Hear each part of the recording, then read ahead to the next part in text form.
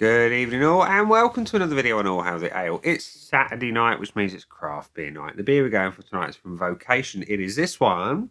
It is the Aoraki DIPA. And apologies in advance if I said that completely and utterly wrong. But this one is an 8% double IPA that is hazy, fruity and hoppy. And it says on the back of the can that you're reaching dizzying heights at the peak of Aoraki with this fruity mix of fresh and juicy New Zealand hops. 3 hop varieties added at various stages throughout this brew make it a double IPA to be reckoned with. So it's full to the brim with flavours of tropical and stone fruit and a soft bitterness on the finish. Crack open this can and celebrate success at the peak of your day. It says your hops are Matuika, Reiku and Waiti. So yeah, there we go. I like the can artwork. Obviously mountains, pink suns, trees, all looks all right. So apart from the dent at the top, but we'll forgive it that one. Let's get it out into a Vocation glass and see what we think. So, the pour is, well, it's hazy. Not going to go nuts on the pour. I'll have about half. That'll do. So, wow, that really is hazy. That is haze for days. It is almost chicken soup. Like chicken stock, and it is a yellowy orange colour with a nice tight white head. Look at it up close. That is beautiful. Beautiful looking beer. Can't fault that at all. Let's have a whiff. Oh man, that's lovely. It's creamy. It's sweet. There is pineapple. There is a sweet kind of creamy vanilla type thing coming through as well.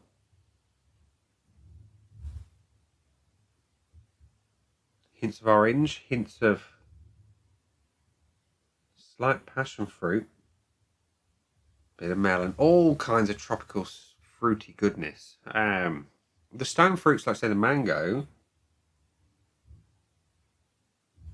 get a little hint of lime. It smells lovely though. It really does. It smells hoppy. There is a subtle, super subtle dankness, but not huge. It smells beautiful. So it looks great. It smells beautiful. Let's see what it tastes like. Cheers.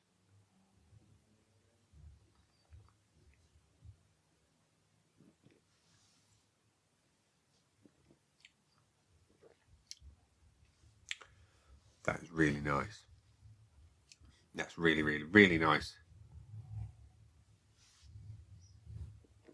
Body is exactly where I want it to be for double IPA. Medium heavy, silky smooth in the mouth, full mouthfeel.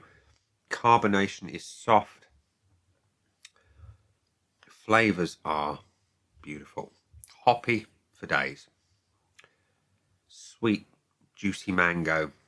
Little hints of melon. Bits of lime. Bits of pineapple. It's lovely. It's lovely. There's a beautiful fresh hoppiness to it. Quite green. And I know sometimes supermarket beers can suffer from sitting on the shelf for too long. I'm guessing this one hasn't sat there for too long. It is really fresh tasting. Hops are shining. The malts, they're obviously there. But they are very much second fiddle to the hop profile here. It's beautiful, beautiful hop profile. Juicy, sweet, tropical flavours throughout. It's glorious. Utterly glorious. They mention a subtle bitterness. It's very, very subtle. This one is very much on the sweeter side. All the bitterness comes right at the beginning as it flows over your tongue. And yeah, that's delicious. The finish is undeniably fruity, juicy, creamier on the finish. It's a creamy pineapple, almost like a Sharon fruit. Is it Sharon fruit that's kind of vanilla-y? It's that kind of thing. It's very much a dessert beer. It's a delicious beer nonetheless.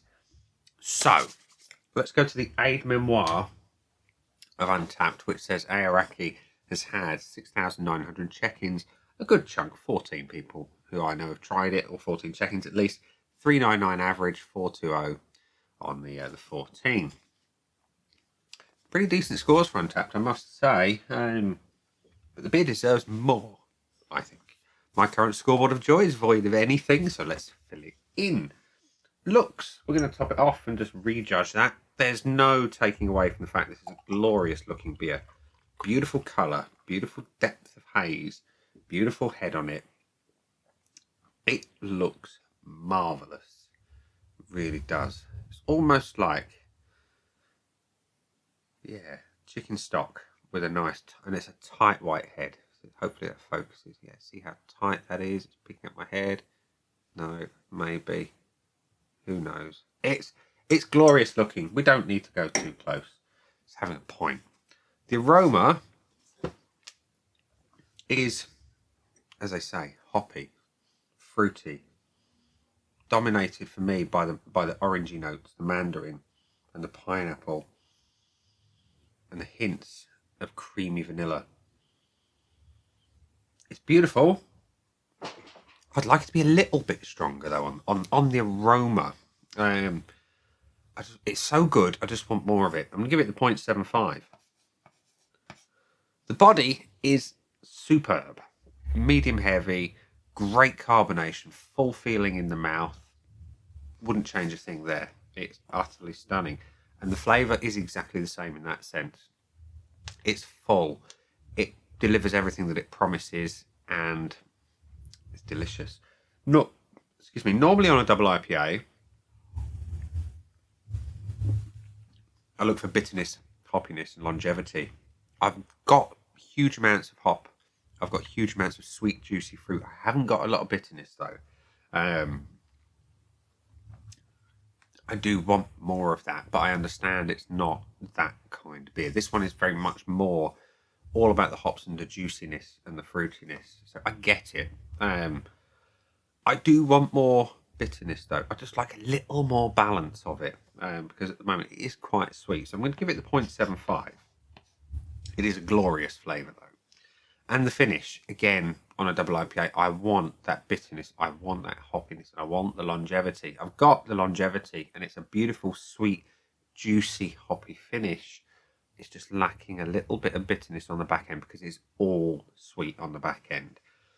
And that, for me, is the weakest point of the beer. But, yeah, it's just the weakest bit. I just want more bitterness, a bit more balance on that finish. So I'm going to give it the 0.5 on that front.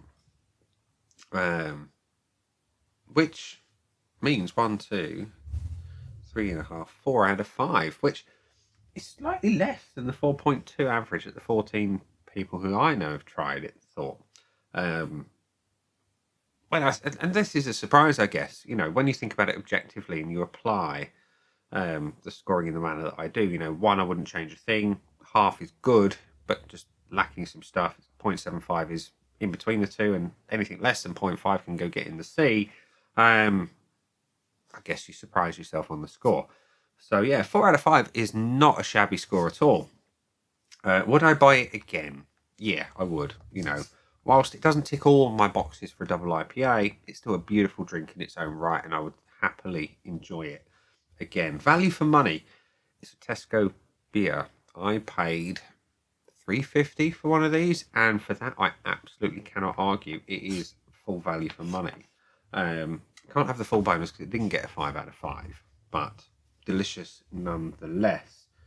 So yeah, beautiful. I can see why people enjoy it. I've seen it mentioned on a fair few beer groups, Brewskis being one of them. I know, Paul, you thoroughly enjoy this one, so yeah, thumbs up for the beer indeed. So without further ado, I'm going to go and enjoy the rest of this beer, post it up in groups such as the Brewskis. Check them out. I'll put a link down in the old description below for the Facebook group. It's a great little community of people. And we'll leave it there and say, that has been the beer. I've been me. Those down there are the buttons. You know exactly what to do with them by now. You've got your like, comment, dislike, and subscribe. Choose any combination of them as you wish. and I'll see you again soon for another one. Bye for now.